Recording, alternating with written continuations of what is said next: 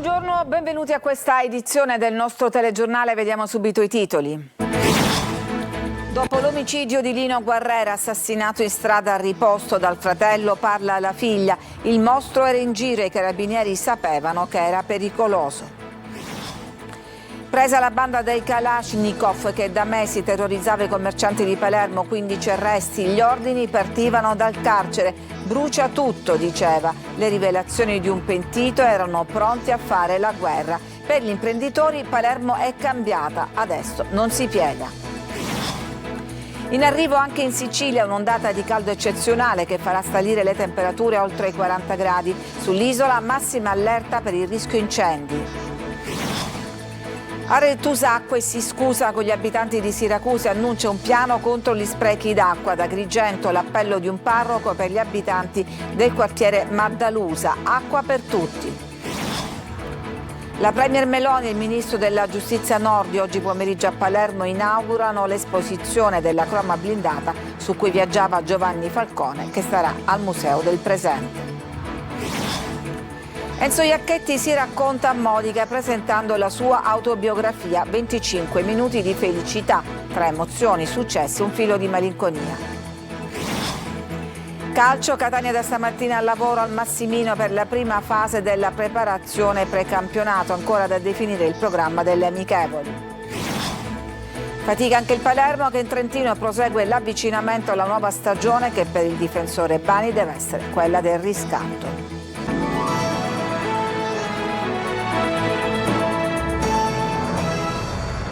Dunque c'è stata questa importante operazione antimafia che ha portato al fermo dei componenti della banda che per mesi ha terrorizzato i commercianti di Palermo con intimidazioni e danneggiamento. Si sono scoperti anche il mandante, che era un detenuto nel carcere di Trani, e molti risvolti. Ne parleremo tra pochissimo, perché intanto ci occupiamo dell'omicidio di Lino Guarrera, assassinato in strada a riposto dal fratello. Tonino De Mana ha raccolto lo sfogo della figlia della vittima. Il mostro era in giro, ha detto, i carabinieri sapevano che era pericoloso. All'improvviso vedo che lui si avvicina al mostro. Mio padre mi dice: Marica, vattene a casa. Io ho detto no, non me ne vado. E allora ho visto che lui sfilava il coltello davanti alla bottega della frutta. E ho corso verso di lui, non so dove mi è venuto questo coraggio. Io volevo salvare mio padre, non volevo farlo arrivare da mio padre. E sono andata sopra di lui, mi ha tagliato, mi ha spinto, mi ha strattonato, sono piena di lividi. È lo straziante racconto di una tragedia annunciata, la voce rotta, il volto segnato dal dolore. Marica, figlia di Lino Guarrera, imprenditore ittico assassinato dal fratello a colpi di taglierino a riposto, non si dà pace ed invoca giustizia. Il mostro era già andato dai carabinieri un paio di giorni fa, qualche giorno fa, a preannunciare che avrebbe fatto una tragedia, una strage. I carabinieri, il maresciallo è andato da mio padre e l'ha informato e ha detto: a Natale stai attento che tuo fratello ha brutte intenzioni.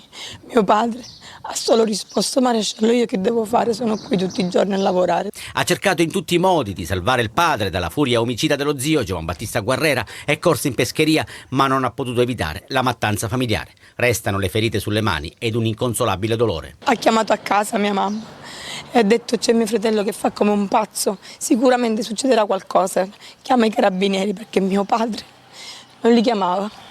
A terra in via Federico Cafiero, teatro dell'uccisione, c'è una piantina, mentre davanti alla pescheria che si affaccia sul lungomare c'è un via vai di persone che si fermano, guardano e ricordano Lino, definito uomo buono ed instancabile lavoratore. La salma è stata trasferita all'obitorio del Policlinico di Catania, dove nei prossimi giorni verrà eseguita l'autopsia. Operazione che ha fermato la banda dei Kalashnikov che per mesi seminava il terrore a Palermo. Gli ordini arrivavano da Salvatore Verga, detenuto nel carcere di Trapani. Ci sono anche le rivelazioni di un pentito che dice erano pronti a fare la guerra. Marco Gullà.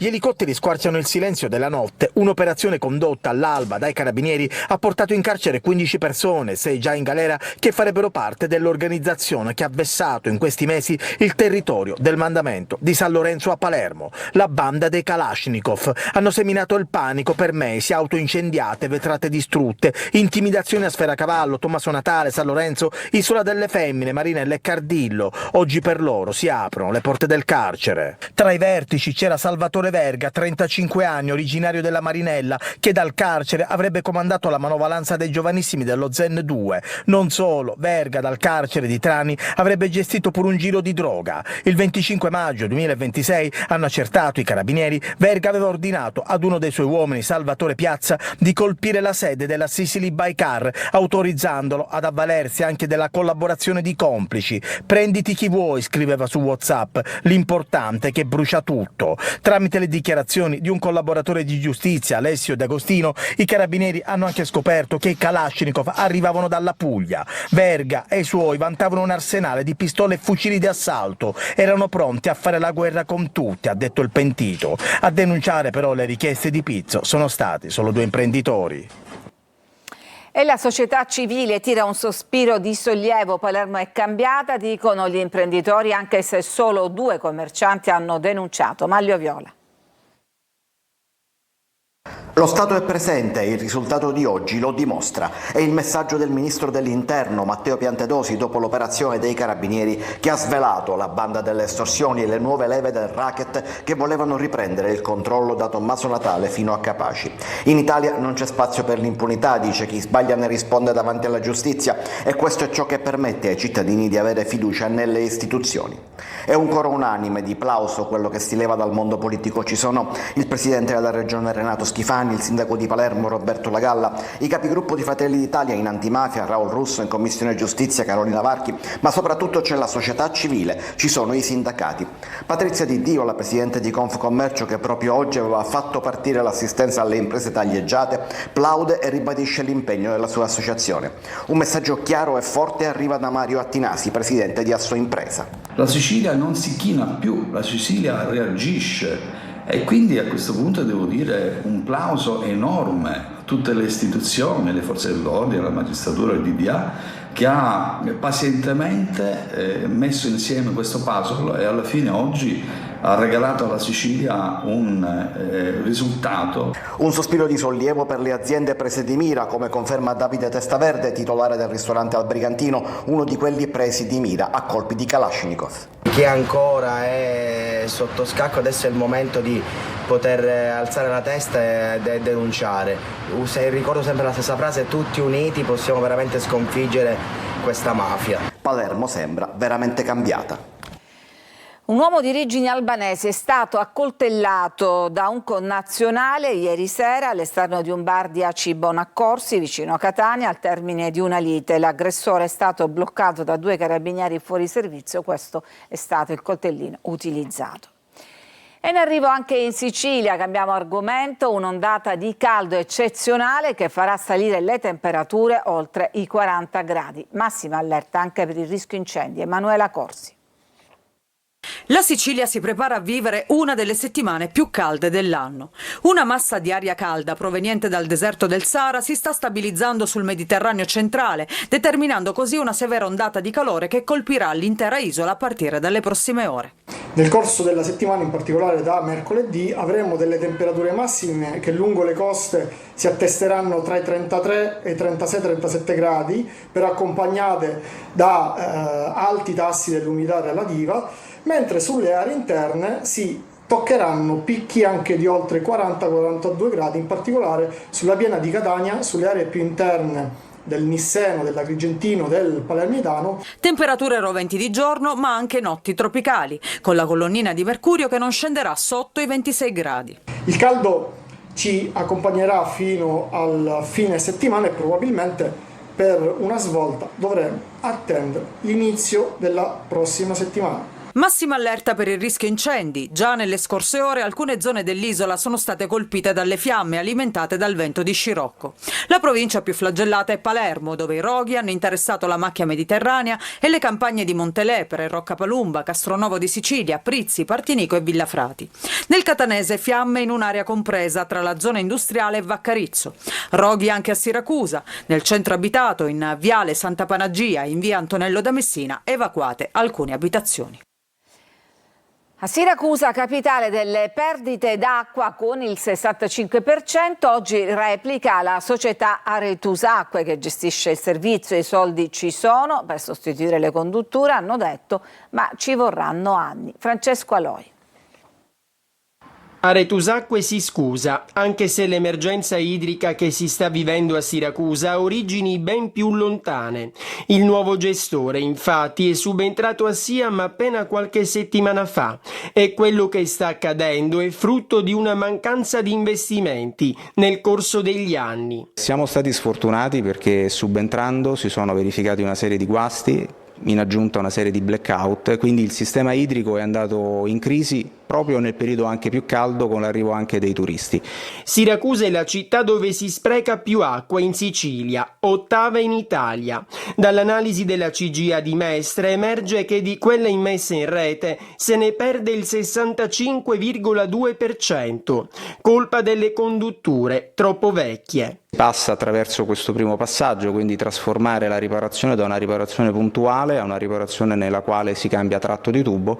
Ci saranno interventi di distrettualizzazione e gestione delle pressioni. È una grande sfida per Aretusacque e per i soci che la compongono. È un percorso medio-lungo perché c'è da recuperare parecchia strada, ma ci sono i fondi per poter fare bene. Intanto, a fasi alterne in diverse zone della città, i rubinetti restano a secco e i siracusani sono infuriati. Stiamo lavorando senza soluzione di continuità sia il sabato che la domenica, facendo anche i turni straordinari proprio per cercare di ripristinare il servizio prima possibile. Uno dei simboli di questa emergenza è la fontana di Diana, a Ortigia, spenta. E dalla sete di Siracusa a quella di Agrigento, dove a secco il quartiere Maddalusa, dopo settimane di disagi si apre uno spiraglio e la regione convoca un tavolo in prefettura. Davide Sardo. 2 mesi senza acqua. A Maddalusa, quartiere residenziale alla periferia sud dell'Agrigento, l'emergenza continua e ora si cerca una soluzione. Sul tavolo non c'è soltanto il ripristino dell'erogazione idrica, ma anche la regolarizzazione urbanistica di molte abitazioni. Alcuni immobili, pur pagando i tributi e usufruendo di servizi come energia elettrica e fibra ottica, sono in parte abusivi. Una situazione che rende ancora più complessa la vicenda. Solidarietà ai residenti arriva dall'arcivescovo San Damiano e da Don Marco Damanti, che chiedono risposte rapide e interventi concreti. C'è l'obbligo da parte dell'azienda AICA, l'obbligo ai cittadini, a tutti, di fare anche i contratti idrici nelle zone non servite dal laccio idrico e fognario, quelle zone lontane dai centri urbani, cosiddette zone di campagna, quelle zone dove non c'è allaccio idrico e fognario per colpa e causa dei comuni che ancora dopo tanti anni non hanno pensato al piano urbanistico e quindi non è colpa della gente. L'attenzione è ora rivolta al vertice convocato mercoledì in prefettura con il direttore della protezione civile regionale Salvo Cocina, il sindaco Michele Sodano e i vertici di AICA. L'obiettivo è individuare una soluzione che riporti l'acqua nelle case degli abitanti di Maddalusa, affrontando anche gli aspetti urbanistici che incidono sulla vicenda. La Premier Giorgia Meloni e il Ministro della Giustizia Carlo Nordio saranno oggi pomeriggio a Palermo per inaugurare l'esposizione della croma blindata su cui viaggiava Falcone, ma anche per presiedere il Comitato per l'Ordine e la Sicurezza proprio nel giorno dell'operazione antimafia a cui la Premier ha fatto riferimento ringraziando i magistrati, la legalità e la strada, il servizio. Prima l'omaggio a Giovanni Falcone, Francesca Morvillo e agli agenti della scorta davanti alla stele di Capaci, poi a Palazzo Jung per svelare la teca con la croma blindata sulla quale viaggiava il magistrato quel 23 maggio del 1992. La Premier Giorgia Meloni e il Ministro della Giustizia Carlo Nordio oggi pomeriggio sono a Palermo per inaugurare la mostra al Museo del Presente appunto di Palazzo Jung, un'iniziativa precisa realizzata con la Fondazione Falcone che vedrà esposta proprio l'auto della strage. La vettura è stata concessa temporaneamente, da anni infatti si trova nel piazzale della scuola della Polizia Penitenziaria di Roma. La teca è già arrivata in città e questa mattina ha percorso un tragitto di 13 km già definito percorso della memoria dalla caserma Ciro Scianna, dove era a deposito dopo l'arrivo in Sicilia, scortata dal GOM, il gruppo operativo mobile della Polizia Penitenziaria. L'auto percorre una strada che ha già percorso 1000 volte prima del 23 maggio. Il legame della Polizia Penitenziaria con il Cimelio è grande, per questo il GOM ha messo in campo un dispositivo dinamico composto da 7 autovetture di servizio e 2 motocicli di scorta, con personale specializzato nel monitoraggio dello spazio aereo mediante sistemi antidrone e operatori dedicati alla documentazione video di polizia. Un trasferimento che diventerà dunque anche un videodocumento. L'auto poi resterà in mostra a Palazzo Jung. La presenza della Premier testimonia l'impegno delle istituzioni nel custodire e tramandare il sacrificio di quanti hanno dato la propria vita per la giustizia e la libertà dell'Italia, si legge in una nota della Fondazione Falcone che ha creato il museo. La memoria non appartiene al passato, è patrimonio civile e culturale della nazione. Ci fermiamo, c'è una pausa, torniamo tra pochissimo per parlare del nuovo regolamento a Catania sugli spazi aperti dei locali. A tra poco.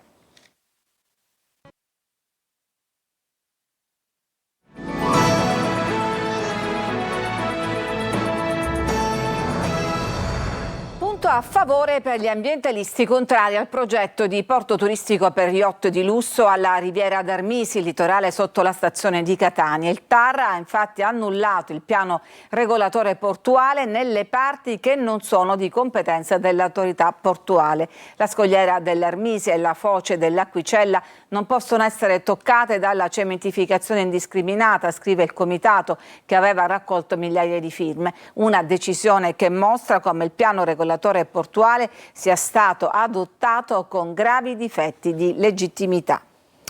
A Catania confronto tra gli associati di Confcommercio e l'amministrazione comunale sul nuovo regolamento dei DEOR, gli spazi all'aperto. I ristoratori chiedono controlli anti-abusivismo, sburocratizzazione e parcheggi. Luca Ciliberti. Un confronto schietto diretto tra i ristoratori e l'amministrazione comunale per smussare gli angoli e trovare nuovi punti di incontro. L'occasione è il tavolo organizzato da FIPE Confcommercio sul nuovo regolamento dei DEOR approvato in Consiglio Comunale lo scorso 23 giugno. Ma la discussione gira subito sullo stato dei pubblici esercizi in città, con imprenditori costretti a inseguire i clienti divincolandosi tra i problemi di sempre, burocrazia, parcheggi e controlli. Tutto si basa su una ricerca di equilibri che stiamo trovando e noi continuamente ci confrontiamo con la città, con le associazioni di categoria, con chiunque ci può dare un contributo, perché non abbiamo la pretesa di essere dalla parte della ragione. Eppure quello dei DEOR, che di fatto non sono altro che gli spazi all'aperto che consentono ai locali di ampliare la superficie commerciale, è un tema affrontato da anni. Nella giungla di verande, tettoie e ombrelloni improvvisati l'amministrazione ha voluto mettere dei punti fermi. Oggi i ristoratori chiedono soprattutto controlli puntuali e precisi. Per esempio, io vi dico, uno dei tanti chioschi o i panifici che mettono i tavoli fuori, naturalmente non viene più tollerato, e allora questo l'amministrazione l'ha capito e speriamo che avremo una serie di leggi uguali per tutti. Non è un'azione repressiva, è un'azione di controllo, laddove poi la sanzione diventa lo strumento per esigere il rispetto della regola violata. Questo è inevitabile che accada in qualunque consesso urbano, in qualunque consesso civile. Sulla pedonalizzazione di Piazza Castellursino poi l'amministrazione non torna indietro. Se qualcuno pensa che noi possiamo tornare alla sosta selvaggia, che noi possiamo tornare ai parcheggiatori abusivi, alle persone che impennavano, ai ragazzini che impennavano sulla piazza, per non dire attività criminali ancora peggiori, su questo mi troverà sempre ostile. Orazio Grasso, capogruppo a Consiglio Comunale di Grande Catania, MPA, è il nuovo assessore della Giunta Trantino con delega alla Polizia Locale e Viabilità. Subentra l'assessore Carmelo Coppolino, che si è dimesso ad inizio luglio. Stamattina, lo vedete in queste immagini, il giuramento. Enzo Iacchetti si racconta a Modica presentando la sua autobiografia, 25 minuti di felicità. Veronica Barbarino. Il padre lo sognava ragioniere, ma lui voleva vivere di musica e comicità. E così è stato. Enzo Iacchetti si racconta a Modica, ospite del Festival letterario Scenari. Con il suo stile ironico e irriverente ha presentato la sua autobiografia. Dal titolo 25 minuti di felicità, con ironia, emozione e voglia di guardare avanti, mostra come dietro ogni sorriso si nasconda una storia da raccontare e un sottile filo di malinconia. La malinconia fa parte della creatività. Se fai un lavoro creativo e magari non ti viene nulla di creativo, diventi malinconico, allora cominci a osservare le cose e con un po' di sentimento tutto diventa più semplice. Nel libro trovano spazio le grandi soddisfazioni della carriera, ma anche le cadute, affrontate e superate con la tenacia di Rocky Balboa. Ci sono gli affetti più cari, gli amici, gli amori, la passione per la politica, sempre dalla parte dei più deboli. E tra i ricordi più divertenti raffiora anche l'esperienza al Maurizio Costanzo Show, con le celebri canzoni corte, diventate uno dei suoi marchi di fabbrica. Io faccio la canzone, incomincia qua, e prima o poi arriverà a metà. Inevitabilmente, inesorabilmente, a un certo punto la canzone finirà. In questo caso è finita già. Un libro che invita a vivere ogni minuto con autenticità, perché anche se il tempo a disposizione è solo mezz'ora di fronte all'immensità dell'universo, può essere sufficiente per lasciare un segno. Ci fermiamo, c'è ancora una pausa e poi torniamo con la pagina sportiva per parlare dei ritiri di Catania e Palermo.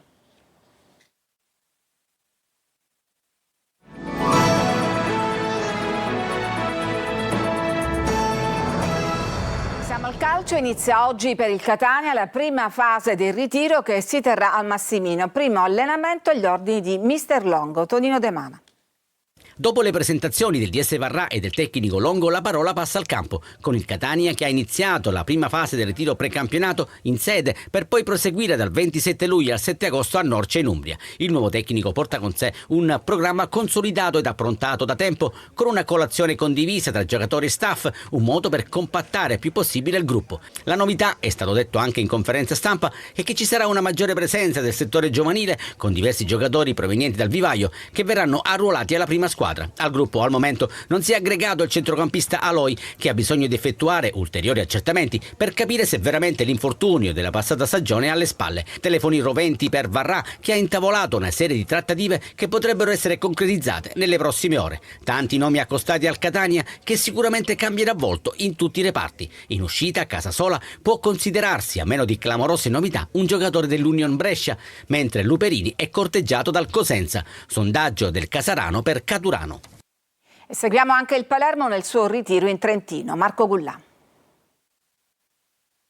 Prosegue il lavoro del Palermo in Val Gardena con il tecnico Inzaghi, che prosegue col gruppo a disposizione alle prove tecniche del suo nuovo 4-2-3-1. Tra palestra e allenamenti più intensi, la squadra rosanero scioglie i muscoli e lavora per provare ad essere protagonista nel prossimo campionato di Serie B. È normale che crei delle aspettative, come è giusto che sia per una squadra importante come il Palermo, quindi ne siamo consapevoli, vogliamo fare un campionato molto importante, secondo me, comunque, come abbiamo fatto anche l'anno scorso, cercando di migliorare quello che abbiamo fatto, perché a quanto pare non è bastato, come dimostrano i fatti. Quindi sappiamo bene quali sono gli obiettivi nostri e quelli della nostra gente, e siamo pronti, ci prepareremo per quello e insomma siamo convinti di tutto ciò. Mercato, i tempi potrebbero allungarsi per Rao, che andrà in ritiro con il Napoli dal 17 luglio e verrà visionato da Allegri. Il Palermo resta fiducioso, consapevole del fatto che dovrà pazientare ancora un po'. Per Compagnoni invece c'è un'intesa con il Venezia. Per il ruolo di centravanti resta il gradimento del club rosanero per Moreo, tra l'altro molto gradito a Inzaghi. Il Pisa però vorrebbe le Duaron. Uscite, Corona è destinato alla Virtus Entella, Di Bartolo all'Altamura, mentre su Vacic c'è l'interesse di Vicenza, su Tirol e Padova e poi anche Sampdoria. Sugli altri esuberi il mercato resta in stallo. È tutto per questa edizione, grazie per averci seguito, vi auguro una buona serata.